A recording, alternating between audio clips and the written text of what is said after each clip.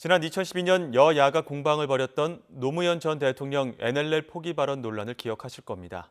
실제로 그런 발언은 없었지만 참여정부 청와대 인사들이 대화록 초안을 삭제한 사실이 확인돼 이른바 사초 파기 논란으로 번지기도 했는데요.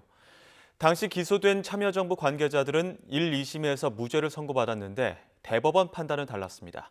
어떤 이유인지 임성호 기자가 전해드립니다. 제18대 대선을 앞두었던 지난 2012년 10월, 정치권은 당시 새누리당 정문원 의원의 발언으로 들끓었습니다.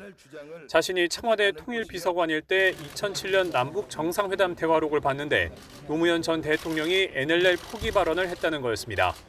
새누리당은 즉각 민주당을 상대로 공세에 나섰습니다. 여기에 관련이 된 사람들이 관련된 그 사항에 대해서 명백하게 밝힐 필요가 있지 않을까 생각을 합니다. 이에 참여정부 인사들과 민주당은 허위사실 유포라고 강하게 반발했고 논란은 여야 간 고소 고발전으로 비화했습니다. 사실이 아니라면 정문원 의원 그리고 새누리당 그리고 박근혜 의원이 책임져야 할 것입니다. 이후 국정원이 전격적으로 공개한 대화록에서 NLL 포기 발언이 확인되지 않으면서 파문은 일단락되는 듯했습니다.